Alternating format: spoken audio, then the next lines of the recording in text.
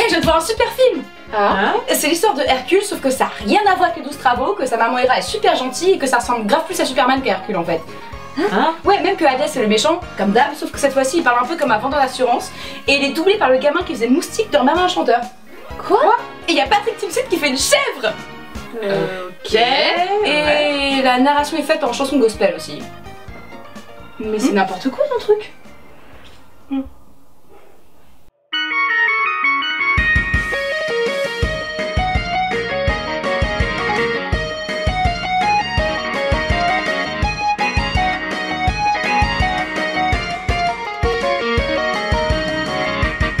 Hercule est le 35e classique d'animation des studios Disney, réalisé par John Muskers et Ron Clements, responsables de la plupart des Disney sortis pendant la renaissance des studios. Et le moins qu'on puisse dire, c'est que le style du film est assez particulier. Allez, raconte. Bah, Hercule mélange musique gospel, pop et R&B avec des dessins inspirés du célèbre caricaturiste anglais Gérald Scarfe et un humour décalé bourré de références culturelles. Et le film n'a pas fait de l'animité, ce qui est un petit peu dommage, parce qu'honnêtement, moi je pense Dean, que... Oui. raconte le film. Ok, pardon, je me suis un petit peu emportée, j'aime trop ce Disney. Ouais. Donc, le film commence par un narrateur Eh, une seconde. Tu m'avais dit que la narration était faite en chanson gospel. Tu m'as menti. Attends, ça arrive là, regarde. Mais quelle est la mesure d'un vrai héros? Ah, c'est ce que notre histoire... Non mais écoutez-le! On croirait qu'il va nous jouer une de ces tragédies grecques. Relax, mon cœur. On prend les choses en main, d'accord, chérie? Au premier jour du monde, Dean, le monde était peuplé d'êtres. Dean, c'est dégoûtant. Stop. Ouais, donc vous l'aurez compris, les muses servent juste un prétexte pour raconter l'histoire de manière un petit peu plus funky. À part ça, elles sont assez inutiles malgré leur coolitude absolue. raconter l'histoire, excuse-moi, mais tout ce que je comprends en parole, c'est... Bref, le film commence sur l'Olympe, où l'on célèbre la naissance du petit Hercule, fils de Zeus. Ah, c'est tellement beau d'être père à 60 ans. Tous les dieux sont là! Hera, Athéna, Arès, Elton John. Elton John? Elton John. Elton John. Oui, bon, je sais, c'est censé être Hermès, mais regardez-le! J'ai les petites lunettes, le côté fabulous, c'est trop Elton John, non? Swag. Bon, Hercule reçoit un cheval comme cadeau de naissance. Sérieux, ce gamin est plus gâté que le gosse de Beyoncé et Jay-Z. Zeus, c'est d'être drôle. Prends le temps de vivre, tu vas te tuer au travail! Ha! Te tuer au travail! Et enfin, le meilleur personnage du film fait son entrée. C'est... Hadès! Hadès est super génial! Il est trop marrant, même quand il crame des gens. Hadès est super génial! Même s'il a pas de pied. Mais on s'en fiche parce que de toute façon les pieds c'est pas super génial! Stop. Ok, donc pas de surprise, Hadès est le méchant parce que c'est le dieu de l'enfer et que tous les crétins incultes confondent les enfers des Grecs avec celui des chrétiens. Quand est-ce qu'on aura enfin une bonne adaptation de la mythologie grecque où ce pauvre Hadès sera pas un méchant? Merci Jackson. Non mais le livre. Ah oui, non, parce que le film, franchement, ouais. pas terrible, mais honnêtement, Je pense que oui, c'est parce que tu vois, franchement, il y a des flammes, regarde ça comme ça. Bon, si ça peut vous rassurer, Hadès ici n'est pas non plus le cliché du méchant ténébreux qui semble lui coller à la peau dans d'autres adaptations de la mythologie grecque. Non, ici il est extravagant, amer, mais pas foncièrement mauvais. Ses motivations sont très compréhensibles et il est surtout grave marrant. J'ai lu quelque part qu'on devait son caractère dynamique à James Wood. Ah oui, son doubleur dans la VO. Ouais, à la base devait être un de ces méchants ultra clichés et super dark, et puis James Wood il est arrivé, il a fait fuck that, I'm gonna be awesome. Il a créé Hadès de la même manière dont Robin Williams a créé le génie en fait. James Wood a même déclaré que Hadès est le rôle qu'il préfère dans sa carrière, et il aime tellement qu'il l'a doublé dans absolument toutes ses apparitions, même dans Kingdom Hearts. Tu serais pas légèrement fanatique? Non. Pas du tout. On retrouve Hadès aux enfers, on apprend son plan diabolique. Il veut prendre la place de Zeus sur l'Olympe, mais la naissance d'Hercule l'embête un petit peu. Alors, juste une question. Est-ce que ce loupio pourrait mettre en danger ma prise de contrôle? Qu'est-ce que vous en pensez, là? J'ai rien compris de ce qu'il a dit là. Ouais, Hadès parle très vite, on y reviendra. Les moires? Cloto, Atropos et la Kessis. Ouais, les trois là. Elles éclairent Hadès sur son futur. Dans 18 années, exactement.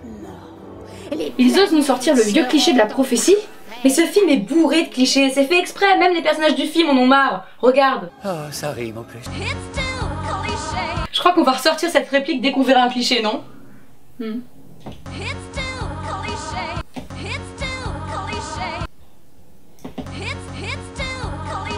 Stop. L'émoire annonce à Hadès qu'il ne réussira jamais à battre Hercule et qu'il l'empêchera de prendre la tête de l'Olympe.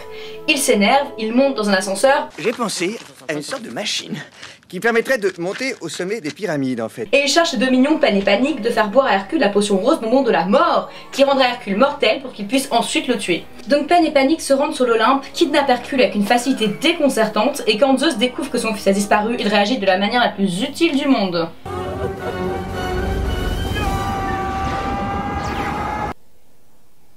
Vas-y, lance-le. Donc après ce...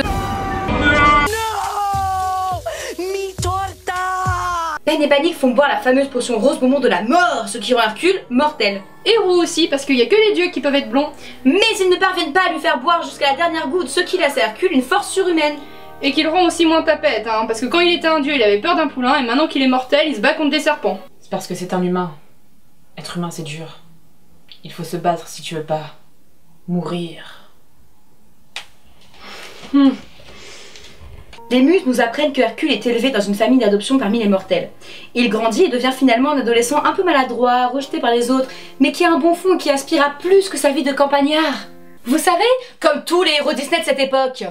Ouais, enfin c'est le seul qui soit loser au point de faire écouler toute l'agora en voulant rattraper un disque, hein. Ouais, et puis il est pas doué avec les chiffres. Eh, attendez une seconde, 5 ce n'est pas un nombre pair. On peut pas tout avoir. Il est con et moche, il lui reste quoi? Je suis un crétin. Je confirme. Voyant que son fils adoptif se pose des questions sur son origine, Amphitryon lui révèle qu'il a en fait été adopté et lui donne le médaillon qu'il portait autour de son cou quand ils l'ont trouvé. C'est le symbole des dieux.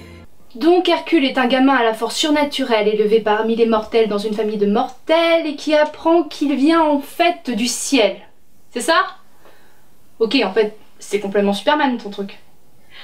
En fait, Musker et Clement ne s'en sont jamais cachés. Ils sont tous les deux très fans de comics et Hercule est basé sur Superman. Superman qui est lui-même basé sur le mythe de Hercule d'une certaine manière. Hercule décide alors de se rendre au temple de Zeus où il espère trouver des réponses. Et là, on a le droit à la plus Disney de toutes les chansons Disney. On pourrait même faire un bingo avec ça. Et attention, c'est parti pour le bingo des chansons Disney ultra clichés. Nous avons un héros qui chante du haut d'une falaise. J'ai Une vue panoramique sur le soleil couchant. J'ai Le vent qui s'engouffre dans les cheveux du héros. J'ai Des ricochets qui sont faits depuis une hauteur où il est parfaitement impossible de faire des ricochets. Ah non, ça j'ai pas. Et enfin, des paroles qui indiquent que le héros n'est pas satisfait de sa vie actuelle. J'ai souvent rêvé d'un lointain pays où tous les gens m'aimeraient comme le plus précieux des amis. Bingo. Après ce petit interlude musical, Hercule arrive au temple de Zeus. Zeus lui explique alors la situation, comme quoi il aurait été un jour enlevé par quelqu'un. Quelqu'un un jour t'a enlevé. Tu veux dire que Zeus ne sait pas qui l'a enlevé? Zeus, le dieu des dieux, ignore qui a enlevé son putain de fils? C'est pas comme si le coupable se montrait super subtil, hein? Regardez-le! Hercule apprend alors qu'il est le fils de Zeus et que s'il veut revenir sur l'Olympe, il doit réussir à devenir... Un vrai héros. Il s'envole sur Pégase et... Oh putain, combien de temps elle va durer cette chanson? Hey, ne critique pas I Can Go the Distance, ok? C'est une très bonne chanson qui a été reprise par plein d'artistes comme Ryan de High School Musical et même Ricky Martin. Ouais, et qu'est-ce qu'il fait en français? Un gars. Ouais, ben n'empêche que cette chanson elle dure des plombes. Donc, une fois cette chanson enfin finie, Hercule va trouver Philoctète, ou Phil, un satyre qui va l'entraîner. Une fois prêt, Hercule va mettre en application ses compétences dans la forêt des centaures. Il tombe au beau milieu d'un échange musclé entre un centaure et notre héroïne.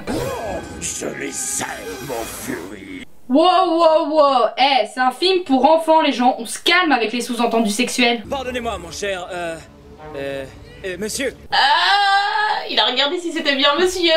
Évidemment, Hercule sauve la demoiselle en détresse qui répond au doux nom de... Mégara. Mes amis m'appellent Meg. L'ennui, c'est que je n'ai aucun ami. J'adore cette réplique. En fait, non, j'adore Meg tout court. Contrairement à la plupart des héroïnes Disney, elle a un passé, elle est blasée des mecs. Enfin bref, elle a l'air réelle. Ouais, enfin pas physiquement, parce que vu ses dimensions, ça ressemble plus à Barbie qu'à Marilyn Monroe. Non, mais ça, c'est parce que son design est basé sur celui d'une colonne grecque. Et oui, certaines princesses sont inspirées par Alyssa Milano. Et d'autres par des colonnes. Meg quitte Hercule et là on apprend qu'en fait elle est du côté de Hadès, ce qui l'a encore plus cool. Hadès découvre que Hercule est encore en vie. Comment ça, il découvre qu'il est encore en vie? C'est le dieu des morts. Comment est-ce qu'il a pas pu être au courant que le type qui voulait buter, bah, il soit toujours en vie? Hadès est un dieu négligent. Le deuxième plan de Hadès est le suivant. Il demande à Meg d'aller trouver Hercule pour qu'il soulève un rocher sous lequel Pen et Panique, sous forme d'enfants, sont emprisonnés. Ce qui libérera un terrible monstre. Ouais, enfin, s'il avait reposé le rocher à sa place, rien de tout cela ne serait arrivé. Il est quand même un peu bancal son plan Hadès. C'est ce que je disais, c'est un dieu négligent. Bon, bien évidemment, Hercule fait l'erreur de débutant en lui tranchant la tête. Tu vois donc pas que plus tu lui tranches la tête, plus elle s'entête. Il finit par le battre avec... Great big rock. Et tout le monde est content. Ouais, même le chat applaudit. Et pour qu'un chat t'applaudisse, c'est que franchement t'as géré. C'est tellement un champion qu'il a gagné une chanson.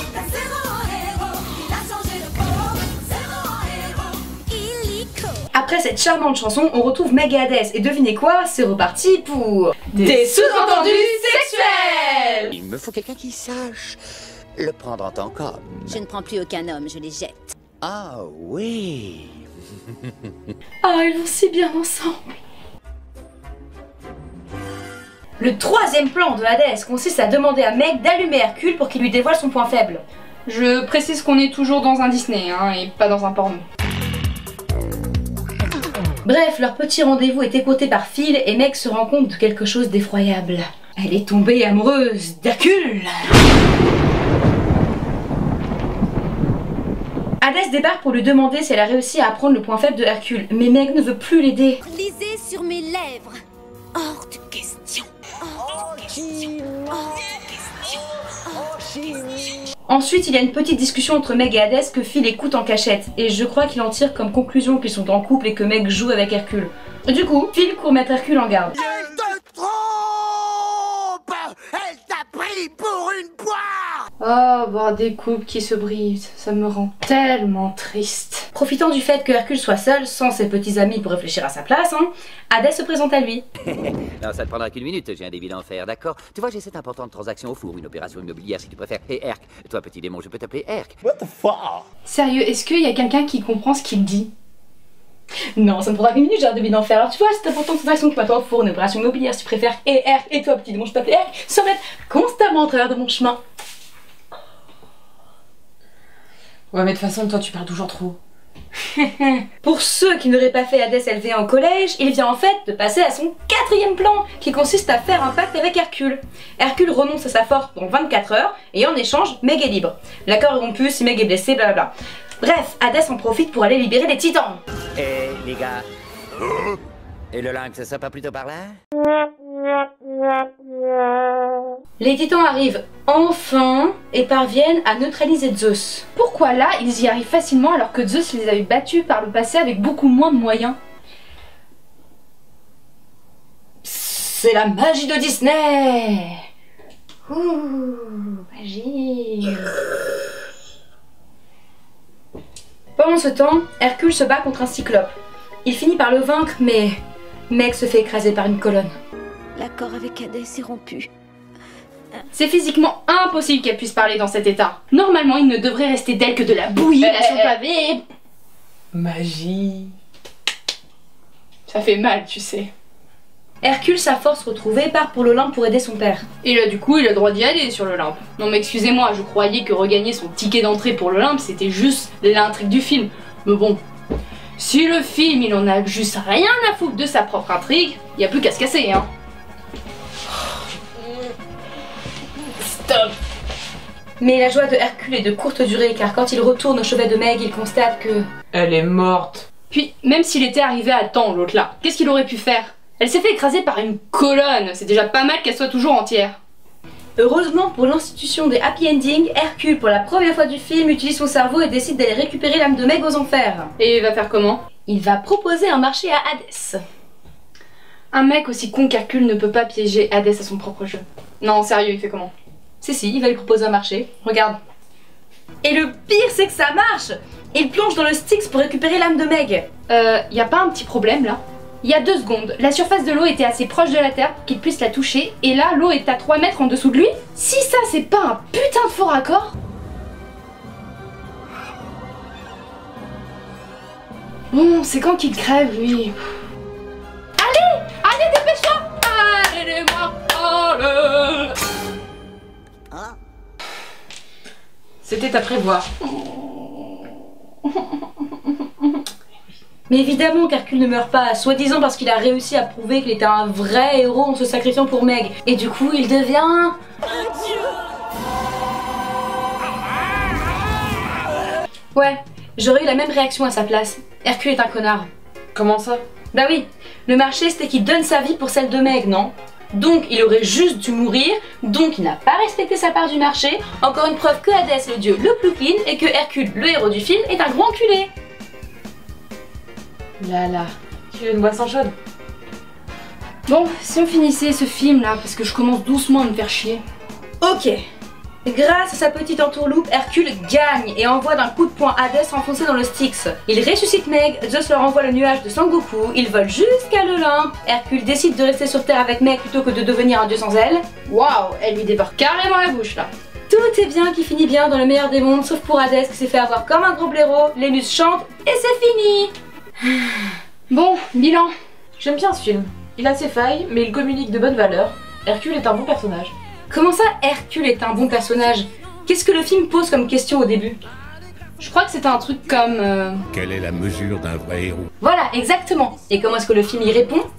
Zeus dit... Car un vrai héros ne se mesure pas par la grandeur de sa force, mais par la force de son cœur. Oui, c'est ça. Donc si on suit la logique du film, c'est pas Hercule le héros, c'est Meg.